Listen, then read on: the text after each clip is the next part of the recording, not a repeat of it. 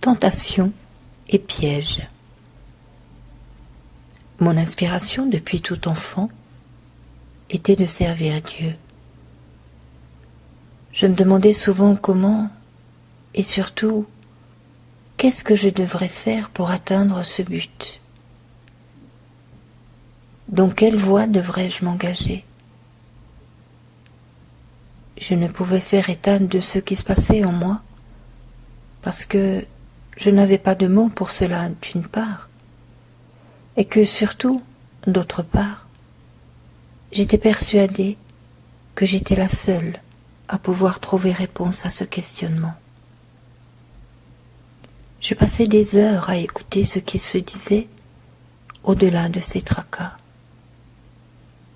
J'observais tout de la vie dehors, les oiseaux,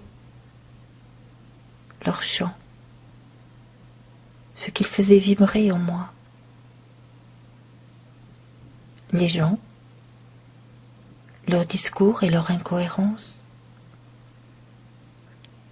les fleurs,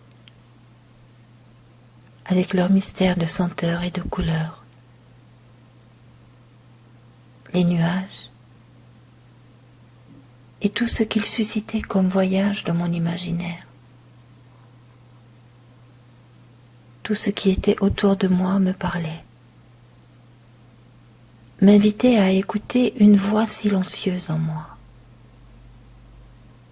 Je me sentais déchirée. Il y avait ce besoin et la nostalgie qui lui étaient inhérentes. Et il y avait ma vie d'enfant puis d'ado. J'étais et je n'étais pas.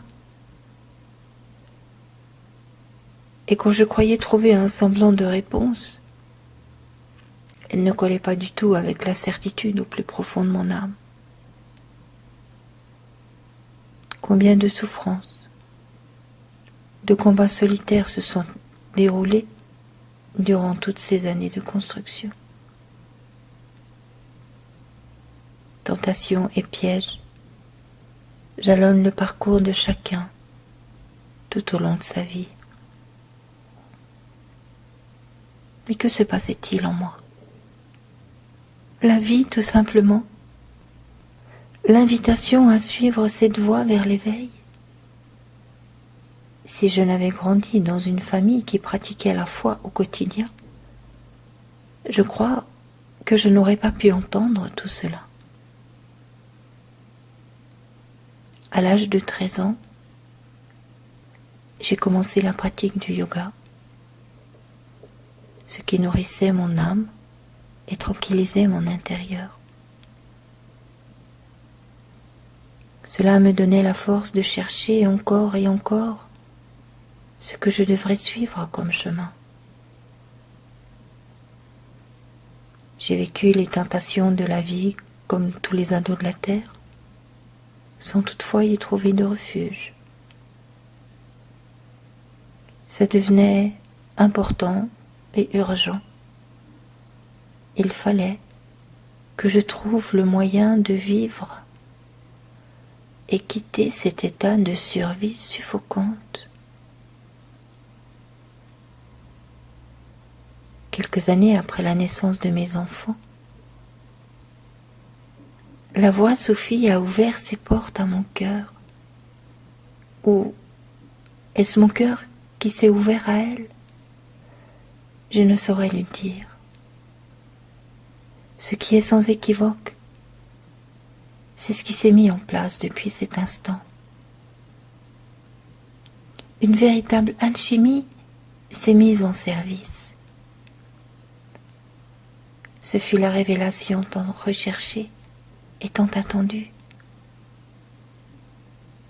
L'enseignement de Rumi, dès ce moment, prit forme en moi. Aujourd'hui, après 26, 28 ans peut-être, de cheminement sur les pas de Maulana,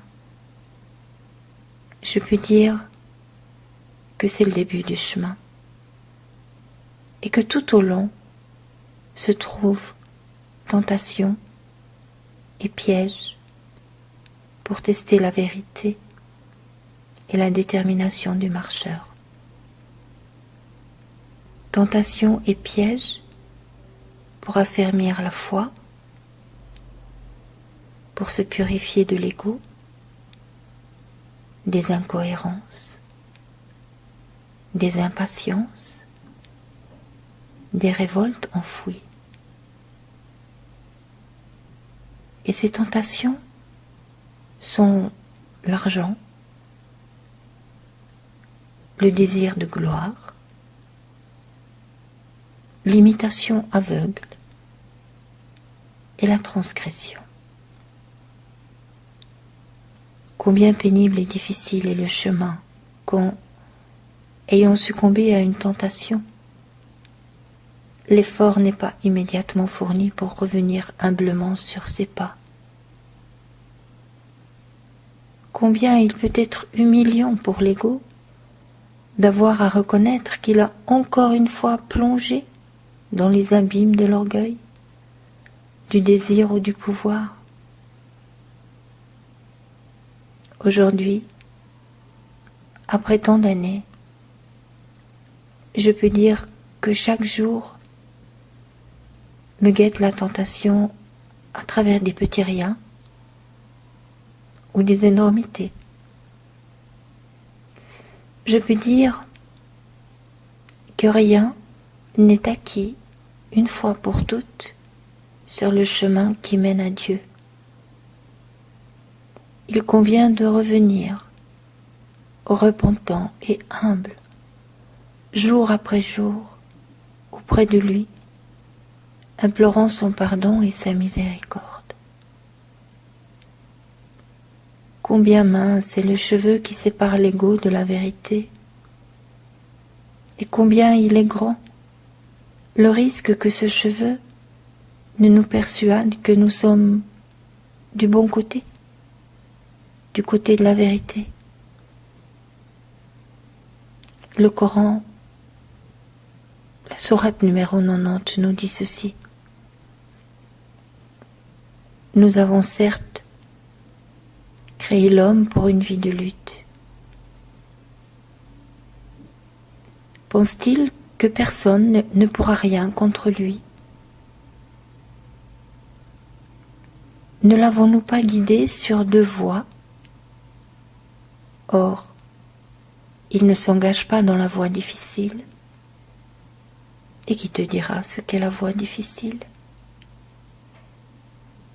C'est être de ceux qui croient et s'enjoignent mutuellement l'endurance et s'enjoignent mutuellement la miséricorde.